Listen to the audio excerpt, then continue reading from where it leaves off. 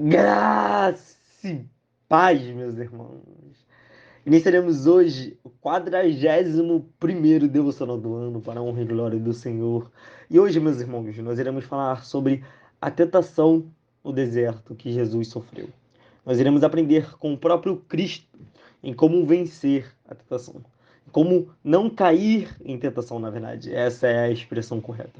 Em como não cair em tentação. Vamos primeiramente orar ao Senhor, vamos nos achegar diante dele em súplica, em clamor, para que ele fale aos nossos corações através dessa palavra. Bem, meus irmãos, oremos. Senhor Deus Santo, obrigado, Papai, por quem Tu és. Obrigado, Deus, pela Tua graça, pela Tua misericórdia. Pelo Senhor, Pai, nos conceder, Pai, a Tua palavra e o Teu Espírito Santo, Pai, que nos ilumina, Deus, ilumina o nosso entendimento, ilumina o nosso conhecimento e nos traz, ó Deus, a compreensão, Pai, o discernimento, Pai, daquilo que o Senhor diz na Sua palavra. Que assim nós possamos cada vez mais conhecê-lo melhor, Pai. E que em nome de Jesus o Senhor fale aos nossos corações. Usa-me, Pai, conforme a tua graça e a tua misericórdia. É isso que nós oramos, Pai, te pedimos em nome de Jesus. Amém, meus irmãos. Glória a Deus. Vamos lá. Vamos ler do versículo 1 até o versículo 11, que é a passagem, né? Que Jesus é tentado no deserto. Para contextualizar, o capítulo anterior é Jesus sendo batizado e vindo, né? Descendo o Espírito Santo sobre ele e vindo uma voz do céu que disse: Este é meu filho amado, em quem encontro o meu prazer. Bem, meus irmãos, então a gente percebe aqui que quando Jesus ele passa pelo batismo, né, ele recebe a testemunha do Espírito e do Deus Pai, ele está ali sendo enviado pelo próprio Espírito Santo para o deserto. A gente vê aqui no versículo 1 que o Espírito levou Jesus para o deserto para ser tentado pelo diabo. Então você percebe que, digamos que, nossa, né, trazendo de modo análogo para a nossa vida cristã, quando nós passamos pelo batismo, né, quando nós passamos pelo Mar Vermelho, assim como o povo de Israel passou, para então estarmos no deserto, que é essa vida, essa caminhada cristã, nós somos tentados pelo diabo. E aqui o Cristo, o Deus vivo, ele foi enviado pelo Espírito Santo para ser tentado pelo diabo, de modo que ele vivesse aquilo que nós estaríamos vivendo em nossas vidas aqui na Terra. Outra coisa também interessante é que aqui Jesus, né, ele simboliza o Adão perfeito. Nós temos o primeiro Adão e o segundo Adão. O primeiro Adão, ele estava no jardim e pecou contra o Senhor. O segundo Adão, ele está no deserto e em nada pecou. Então Jesus, ele vai para o deserto buscar, né, a humanidade e essa humanidade caída, né, que pecou no jardim. Então ele representa a humanidade perfeita. E nós, quando estamos nele, nós vestimos as suas vestes. Então, só para contextualizar essa passagem, que ela é muito rica, eu gostaria de falar algo agora, a partir de agora, né, algo mais prático, algo mais, né, que conseguimos aplicar em nossas vidas. Vamos ler o texto, então vamos aplicar em nosso viver, em nossa caminhada cristã. Amém, meus irmãos? Versículo 1. Então Jesus foi levado pelo Espírito ao deserto, para ser tentado pelo diabo. Depois de jejuar 40 dias e 40 noites, teve fome. O tentador aproximou-se dele e disse: Se você é o filho de Deus, mande que estas pedras se transformem em pães. Jesus respondeu: Está escrito: Nem só de pão viverá o homem, mas de toda a palavra que procede da boca de Deus. Então o diabo o levou à cidade santa, colocou-o na parte mais alta do templo e lhe disse: Se você é o filho de Deus, jogue-se daqui para baixo, pois está escrito: Ele dará ordem a seus anjos a seu respeito, e com as mãos eles o segurarão, para que você não tropece em alguma pedra. Jesus lhe respondeu: Também está escrito: Não ponha à prova o Senhor, seu Deus. Depois o diabo levou a um monte muito alto e mostrou-lhe todos os reinos do mundo e o seu esplendor. Ele disse: Tudo isto lhe darei se você se prostrar e me adorar.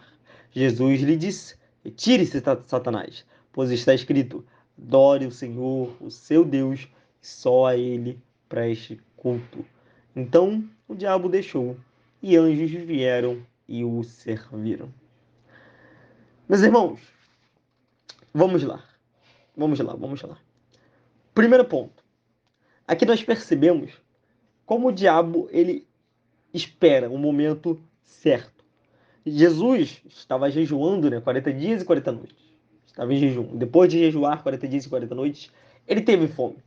Então, de certa forma, de modo carnal, né, no modo Jesus homem, ele como 100% homem, esse corpo carnal, ele teve fome.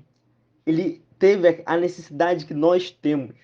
A necessidade que é até um pouco intrigante, o próprio Deus, aquele que é suficiente em todas as coisas, ele sentir.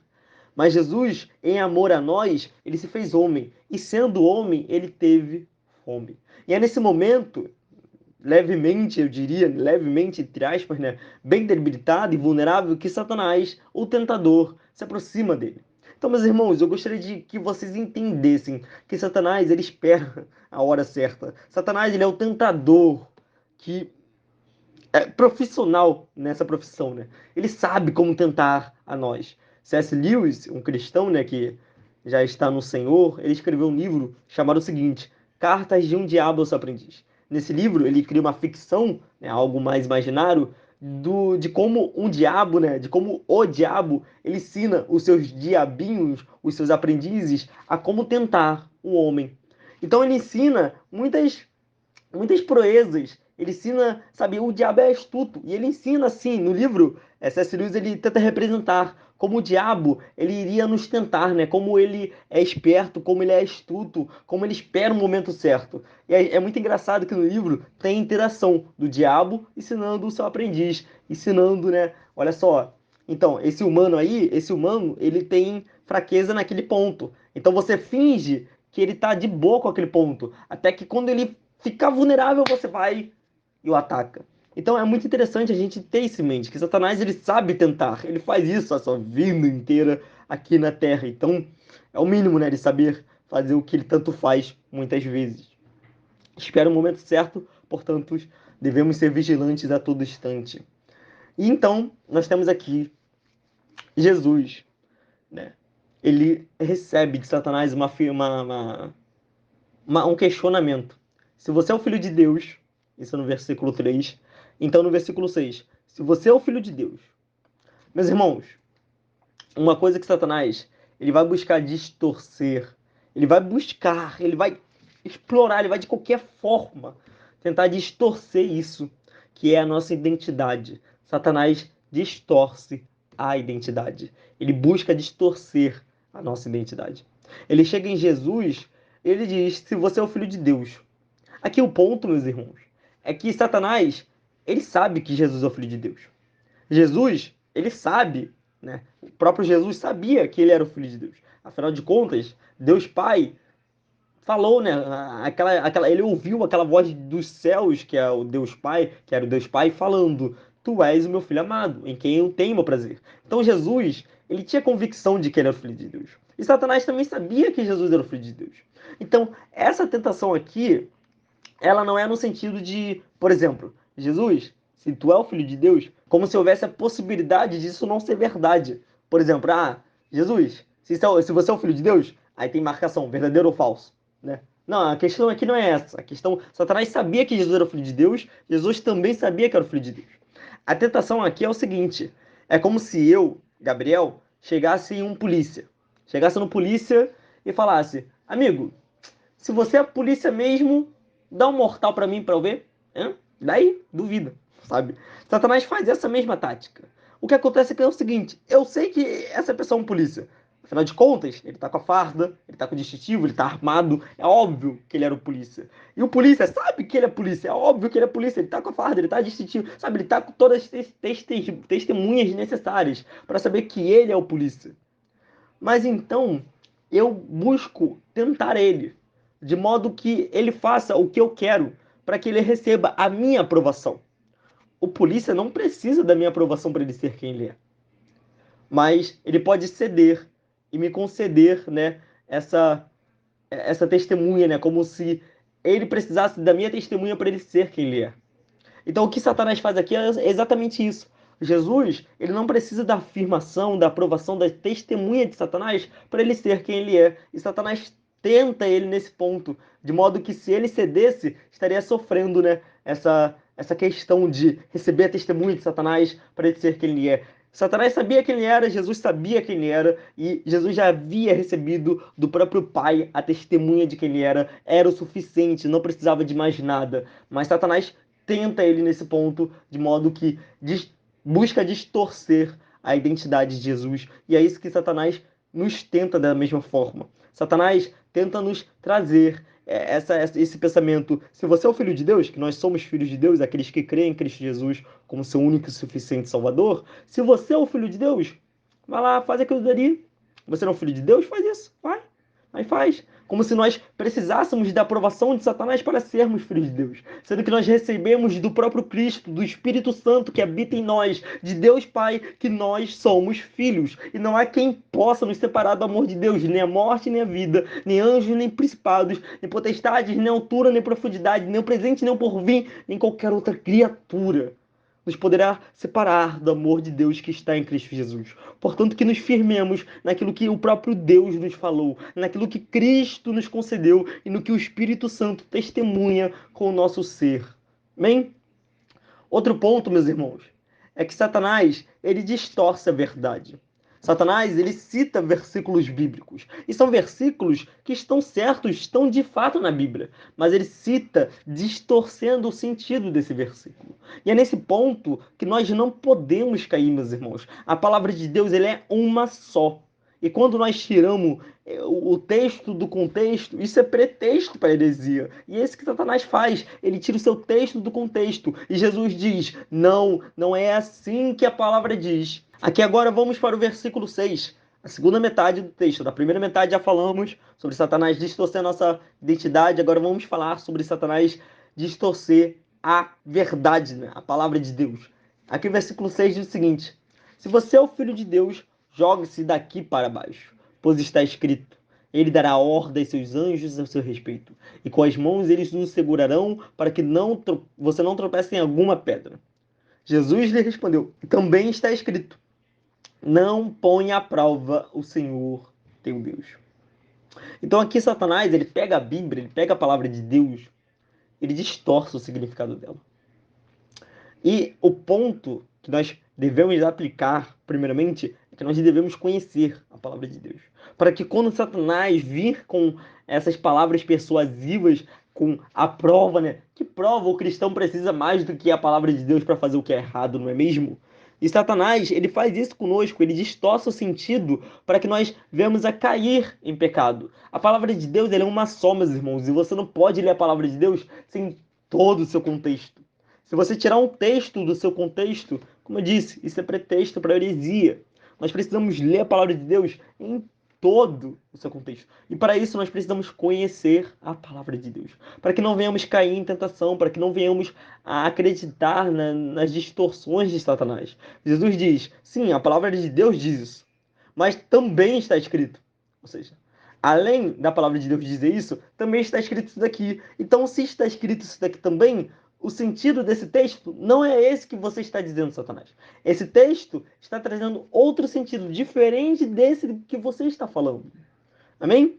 Então é necessário que nós conheçamos a palavra, para que quando Satanás distorcer a verdade, nós não venhamos cair em tentação.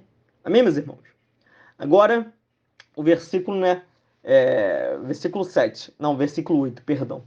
Depois, o diabo levou a um monte muito alto e mostrou-lhe todos os reinos do mundo e seu esplendor. Ele disse: tudo isto lhe darei, se você se prostrar e me adorar. Jesus lhe disse: retire-se, Satanás, pois está escrito: adore o Senhor, o seu Deus, e só a ele preste culto. Agora, o terceiro ponto, meus irmãos, é que Satanás, ele distorce a realidade. Ele distorce a realidade de modo que aqui a gente vê que Satanás leva Jesus a um lugar alto e mostra todos os reinos do mundo e seu esplendor. E fala: olha só, eu te dou, se você se prostrar e me adorar. Satanás diz aqui como se ele tivesse posse de todas essas coisas. Sendo que o próprio Jesus é o criador de toda a criação. Então, Satanás busca distorcer a realidade de uma tal forma que é nojenta, que é escrúpula, que é realmente algo péssimo, algo que nós não podemos cair, meus irmãos. Uma vez eu ouvi um cristão dizer que Satanás não pode anular o que foi feito na cruz. Ele pode tentar distorcer a nossa visão daquilo que se fez. Então nós podemos nos acharmos indignos, nos acharmos cheios de si, não precisamos. Ele pode fazer isso conosco, sabe? Sendo que nós precisamos compreender que isso não pode nos trazer uma escama, uma cegueira em nossos olhos espirituais. Nós precisamos entender que o que foi feito na cruz foi feito e consumado. Nós somos salvos não porque somos dignos ou indignos. Na verdade, nós nunca seríamos dignos disso. Nós somos salvos não porque é uma obra que nós poderíamos fazer, um feito nosso. Nós somos salvos pelo amor de Deus. Nós somos salvos pelo feito de Cristo Jesus na cruz. Então, que nós possamos nos despir de toda a convicção humana e carnal que nós trazemos daquilo que foi feito na cruz, para que Satanás não use dessas convicções e dessas visões para distorcer a realidade e nos fazer, né, fazer com que nós percamos, perdão, os olhos da cruz, percamos os olhos daquilo que foi feito, para que nós não venhamos a cair nessa distorção da realidade que ele faz, que ele nos traz como indignos, que ele nos traz como seguros de si, que nós não precisamos de nada, sabe? Que nós possamos verdadeiramente nos assegurar na obra feita por Jesus na cruz. Amém, meus irmãos? Amém? Esse é o devocional de hoje, meus irmãos. Esse é o Devo Bênção, 41º para a honra e glória do Senhor. Que o Senhor os abençoe e que Ele traga essa prática, essa aplicação no coração de vocês. Não se esqueçam, Satanás busca distorcer a nossa identidade, a verdade e a realidade. Não se esqueçam disso. Busquem forças no Senhor. A identidade de vocês é Cristo quem diz. Vocês são salvos pela fé em Cristo e vocês possuem a Bíblia, que é a palavra de Deus, a verdade, para que vocês conheçam ela e não caiam nas tentações de Satanás. Vamos orar por fim para agradecer ao Senhor por essa palavra. Oremos, meus irmãos. Obrigado ao Santíssimo por quem Tu és. Obrigado, Pai, pela Tua palavra, pela Tua verdade, Pai, pelo Senhor ser santo, santo, santo, Deus. Toma nas Tuas mãos as nossas vidas e não nos deixe cair em tentação, Pai, que possamos, sabe, cada vez mais buscar, Deus, fortalecimento no Senhor e assim honrar o Teu nome, Pai, não caindo em tentação, Pai, não pecando contra o Senhor. Obrigado, Pai, porque nós sabemos que o Senhor é bom e a Tua misericórdia, a Tua graça, Pai, nos fortalece em todas essas questões. É isso que nós oramos, Pai, confiantes em Cristo Jesus, nosso Senhor e Salvador. Amém. Irmãos, Deus abençoe grandiosamente.